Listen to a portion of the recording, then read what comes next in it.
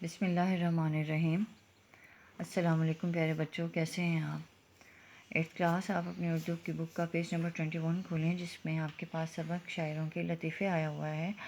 ہم نے جو ہے یہ سبق فرسٹ پیراگراف میں پڑھا تھا، اور آپ جانتی ہیں کہ شاعروں کے لطیفے کے مصنف مولانا محمد حسین آزاد ہیں، اور یہ آزاد کی ایک جو تصنیف ہے آب حیات سے جو ہے اسے اخذ کیا گیا ہے اس سبق کو۔ اور اس کی صنف کے بارے میں جب ہم بات کریں گے تو اس کی صنف ہوگی تذکرہ نگاری یا مضمون، مطلب کسی کے بارے میں ذکر کرنا۔ تذکرہ اسی معنی میں آتا ہے، تو یہاں مولانا محمد حسین آزاد نے مختلف شعراء کرام کی زندگی کے بارے میں اور ان کی شاعری کو ہمارے سامنے لائے ہیں۔ مختصر سا ایک ہمارے سامنے ایک جو ہے لے کر آئے۔ اب ان کے بارے میں ہم پڑھتے ہیں۔ آج ہم دوسرا جو ہے پڑھیں گے۔ ایک طرح سے یہاں پہ شعراء کرام کی آپس میں جو ہے بات چیت کو بیان کیا گیا ہے کہ کس طرح ان میں بہت زیادہ بے تکلفی بھی تھی، طنز و مزاح بھی کس طرح سے پایا جاتا تھا، اور وہ اپنے کلام کو کس طرح سے فوراً سے پہلے پیش کر دیتے تھے۔ آئیے پڑھتے ہیں۔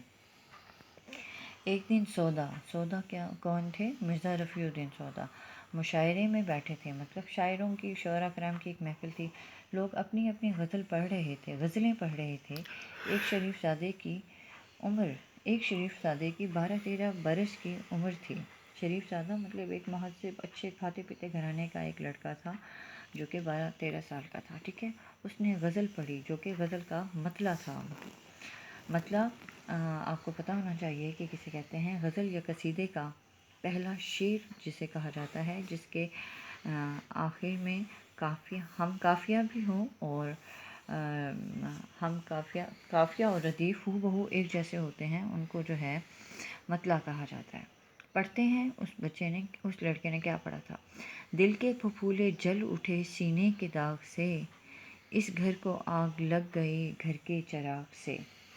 تو جس کا مفہوم یہ تھا کہ سینے کے داغ سے میرے دل کے آبلے سلگنے لگے ہیں، کہ گویا گھر کا چراغ ہی گھر کو جلانے کا باعث بن گیا۔ یہ شعر بیٹا عموماً ایسے مواقع پر بطور محاورہ یا مثال پڑھا جاتا ہے کہ جب قریبی عزیز یا دوست نقصان پہنچا دے، ٹھیک ہے۔ تو یہ جو ہے شعر سنتے ہی سب لوگوں میں ایک ہلچل سی مچ گئی۔ آگے پڑھتے ہیں پیج پہ۔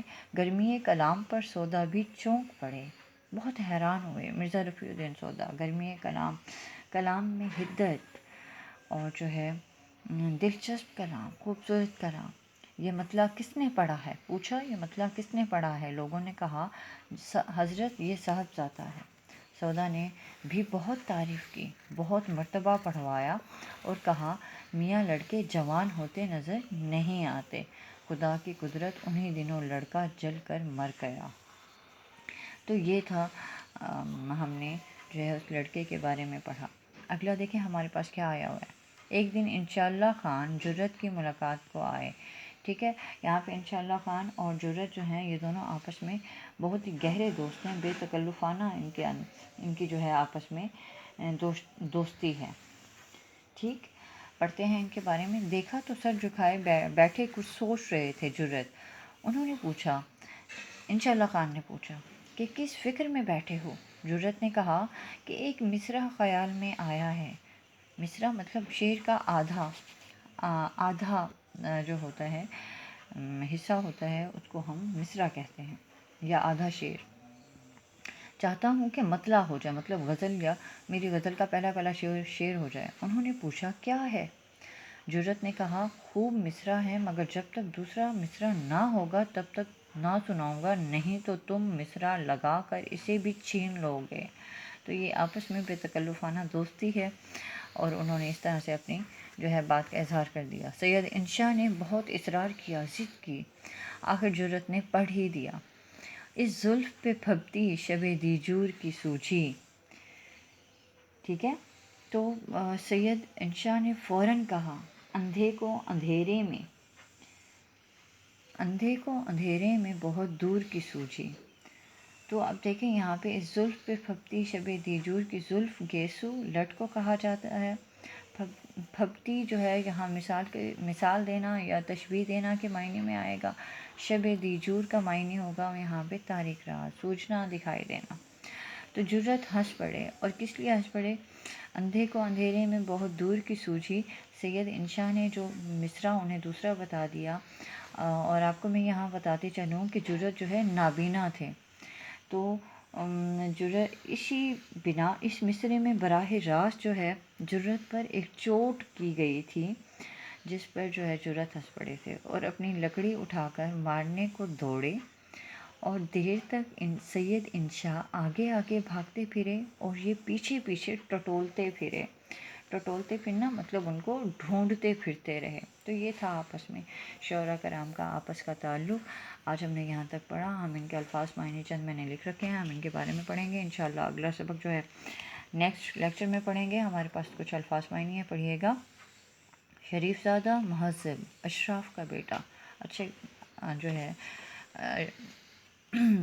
مطلع قصد یا غزل یا قصیدے کا پہلا شعر، اس کے بارے میں آپ کو بتا چکی ہوں. پھپھولے آبلے چھالے، چراغ دیا، گرمی کلام، دلچسپ کلام یا شاعری، چونک پڑنا، حیران ہونا، صاحبزادہ بیٹا، مصرع آدھا شعر، اسرار، ضد، زلف، لٹ یا گیسو، پھپتی، مثال یا تشبیہ، شب دیجور اندھیری رات، سوجنا دکھائی دینا، ٹٹولتے پھرے ڈھونڈتے پھرے. یہ آپ نے سارا پڑھ لیا. اب آپ کو میں بتاتی ہوں کہ آپ نے کیا کرنا ہے. گھر کا کام آپ کو بتا رہی ہوں. ان الفاظ معنی کو آپ نے لکھنا بھی ہے، آپ نے یاد بھی کرنا ہے. اردو گرامر میں سے آپ اردو گرامر کی بک کا پیج نمبر 139 کھولیں، جس میں آپ کے پاس الفاظ متضاد آئے ہوئے ہیں. آپ لوگ میرے ساتھ ساتھ پڑھیں گے. وہی آپ کا آگ تا اصل تک آپ کا ہوم ورک بھی ہے، آپ نے اس کو یاد بھی کرنا ہوگا. آئیے پڑھتے ہیں.